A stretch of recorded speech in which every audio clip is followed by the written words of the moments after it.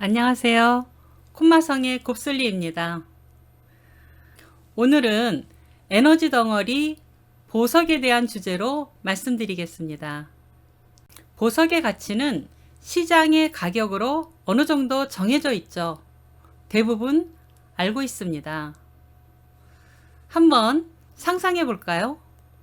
예를 들어 급한 상황에서 가장 가치 있는 몇 개만 챙겨야 하는 상황이라면 여러분들은 무엇을 집을까요? 비싼 보석부터? 그런데 누군가는 예상과 다르게 가장 소중한 추억이 담긴 별로 비싸 보이지 않는 한 가지를 선택할 수도 있답니다. 오래전에 미국에서 할머니가 어머니에게 물려받은 아주 오래된 낡은 반지를 수선하기 위해 보석상을 찾았습니다. 보석상이 보니까 너무나 낡고 스크래치가 나서 광택도 거의 없는 빨간 유리반지인 거예요. 보석상은 수리 후에 고객 서비스 차원에서 낡은 알은 빼버리고 깨끗한 새 것으로 바꿔주면서 사건이 시작되었습니다. 보석상은 할머니의 낡은 반지에 담겨 있는 소중한 추억이라는 가치를 몰라보았던 거죠. 드디어 소송이 시작되었고 재판의 결과는 할머니의 소중한 추억에 특별한 가치를 인정하면서 많은 보상금을 물어준 사건이었습니다. 보석 판매자의 보석에 대한 철학이 보석을 바라보는 다양한 관점이 고객의 신뢰 형성과 판매에 큰 영향을 끼칩니다. 고객들은 자신이 선택한 보석의 가치를 이해할 수 있도록 판매자가 보석의 다양한 진실을 설명해 주기 원합니다. 그렇다고 모두 지질학, 보석학, 학위를 따야 할까요? 그건 아니죠. 하지만 지구에서 보석이 만들어지는 신비스러운 과정의 기초 정도만 알아둔다면 당신은 곧 보석을 사랑하게 되고 보석의 가치를 제대로 알고 있는 사람으로 인정받을 수 있을 겁니다. 지금도 지구 곳곳에서는 화산 활동과 지진이 일어나고 있습니다. 저 깊은 땅 속은 끊임없이 움직이고 있다는 증거입니다. 온갖 만물은 끊임없이 움직이고 변화합니다. 그것이 자연입니다. 오늘날 우리가 지구 표면에서 발견하는 보석들은 사실상 수백만 년 전에 지구 속 깊은 곳에서 일어난 지질학적 현상으로 이루어집니다. 자, 보석은 왜 귀하고 비쌀까요? 보석은 광물의 일부에 속합니다. 지구상에는 약 5천여 종의 광물이 존재합니다. 그중 보석이라고 할 만한 것은 100여 종밖에 되지 않습니다. 광물은 미네랄이라고 하죠. 자연적으로 형성된 것을 말합니다. 인간의 기술로 만들어진 것이 아니고, 즉 합성이나 인조가 아닌 천연산입니다. 광물은 일정한 화학 원소의 결합으로 이루어지는데 다이아몬드처럼 탄소라는 한 가지 원소로 이루어져 있는 광물도 있습니다.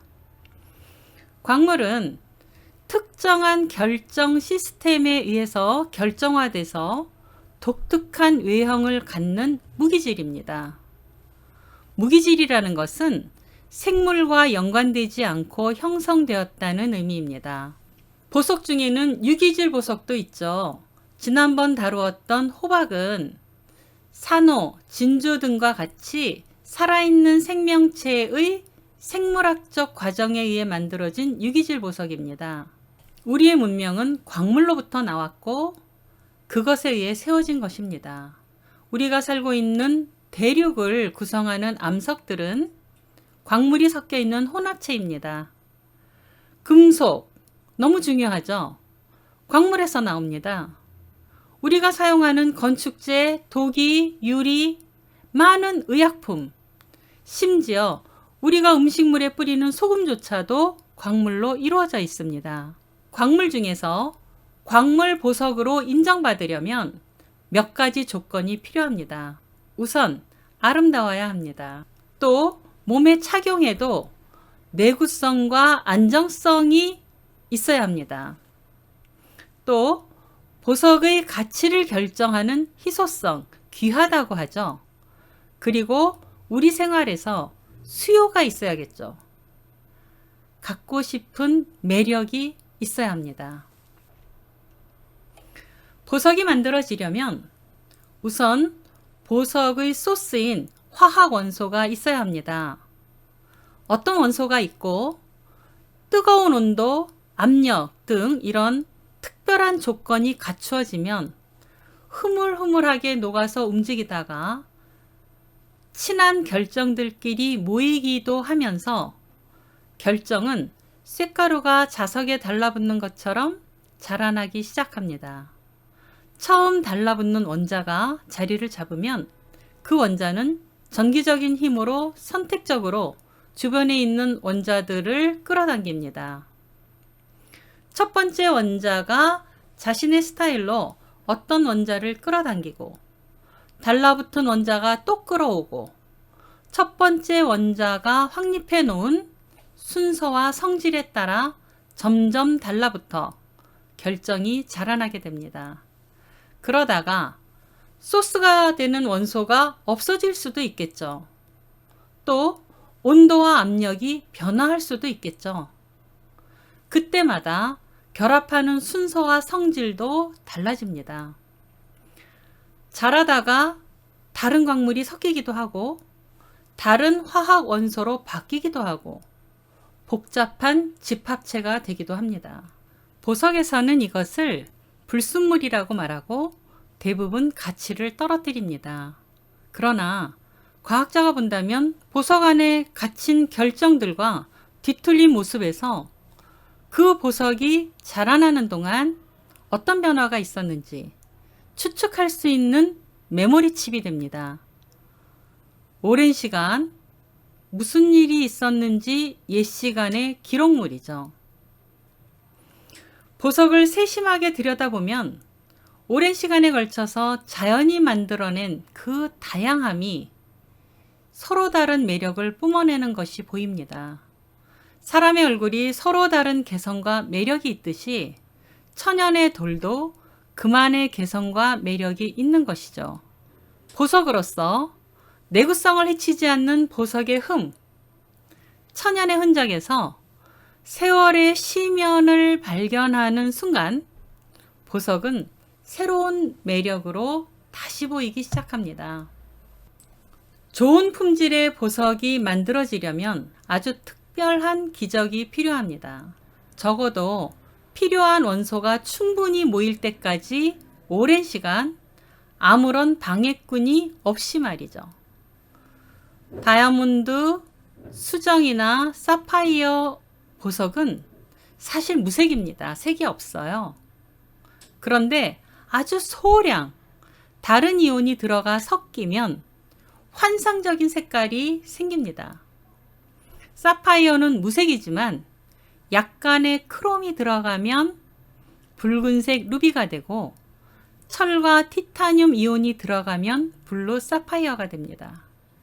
다이아몬드도 무색인데 소량의 붕소 이온이 들어가면 블루 다이아몬드가 됩니다. 영화 타이타닉에서 세상에서 가장 큰 블루 다이아몬드인 호프 다이아몬드가 나옵니다. 빨간 다이아는 세상에서 가장 귀중한 다이아몬드 중에 하나인데요. 호주의 아가일 광산에서 발견되었습니다. 붉은색 다이아몬드의 대부분은 가끔씩 이곳에서 발견되는데 그마저도 곧 폐광이 된다고 합니다. 왜 이곳에서 빨간색이 나올까요?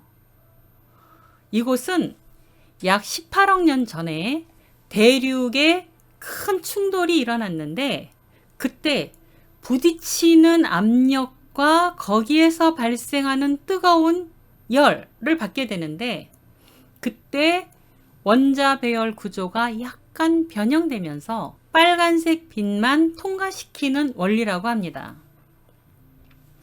빛이 통과하는데 다른 색은 다 잡아두고 흡수하고 붉은색 빛만 통과되어서 우리 눈에는 빨간색으로 보이는 거죠.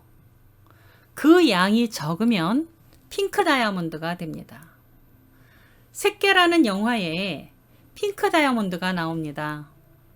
여자 주인공이 자신의 인물을 저버릴 만큼 크게 마음을 흔들어 놓는 것이 핑크 다이아몬드였습니다.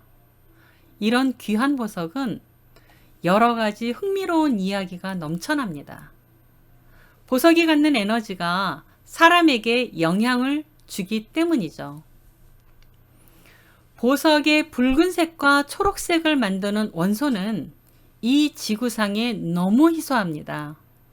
지구가 붉은색, 초록색 보석을 만들기 어렵다는 얘기죠. 그래서 좋은 색 루비나 에메랄드는 매우 비쌉니다. 좋은 품질이 나오는 광산은 이제 거의 폐광되다시피 해서 더 이상 발견될 수 없으니까 가치는 더욱더 높아질 것으로 예상됩니다. 다음 이야기는 보석 에너지는 우리 몸과 교감한다입니다. 사람들을 대하다 보면 유난히 진주를 좋아하거나 관심을 갖는 사람이 있는데, 그분의 태어난 사주의 오행을 살펴보면 수의 기운이 부족하거나 그 기운이 필요한 경우가 많습니다. 그래서 물에서 나는 보석, 진주를 좋아하는가 봅니다. 수의 기운은 갈증을 해소하고 뜨거움을 억제하며 생명의 기운을 자라게 합니다. 붉은색과 초록색 보석이 끌린다면 따뜻한 화의 기운을 필요로 한다고 생각됩니다. 그런 경우는 대부분 금속의 색깔도 차가운 느낌의 화이트보다는 따뜻한 느낌의 노란색이나 핑크 골드를 더 선호하는 경향이 있습니다. 우리 몸은 무의식적으로 보석 에너지를 느끼는 거죠. 모든 물체는 에너지를 가지며 눈에 보이는 빛이든 눈에 보이지 않는 빛을 포함해서 에너지 파장을 방출합니다. 보석 감정 기법 중에는 보석에 빛을 쬐어서 나오는 빛의 파장, 즉 스펙트럼을 분석하는 것이 있습니다. 원소들의 스펙트럼을 보면 원소마다 모두 다른 색띠가 나타납니다. 빛이 흡수되는 부분은 까만색 띠로 나타나는데, 원소들의 혼합체인 보석은 보석마다 모두 다른 스펙트럼이 나타납니다. 보석에 들어있는 원소들의 파장이 합쳐져서 유독 색이 밀집되어 있거나 없는 부분이 나타나는데, 그것이 어우러져서 우리 눈에는 서로 다른 컬러, 빛으로 보이는 거죠. 만약 어떤 보석의 빛에 강렬한 느낌과 끌림이 있다면 자신에게 부족한 미네랄, 즉 에너지가 내게 필요한 힐링을 주는 것이구나 하고 느껴보세요. 때론 나의 의식보다 무의식이 더 똑똑한 경우가 많습니다. 보석을 디자인한다는 것은 보석을 들여다보고 보석의 가치와 보석이 가지고 있는 에너지를 느끼고 상상하고 이야기를 만들면서 보석의 빛을 아름답고 조화롭게 표현하는 작업입니다. 대부분 그렇듯이 좋은 디자인은 좋은 재료에서 시작됩니다. 좋은 보석을 찾으면 설레이고 심장이 뛰는 것을 느낍니다. 보석의 매력을 표현하는 아이디어를 추구하다 보면 점점 감성을 담는 작업에 집중하게 됩니다.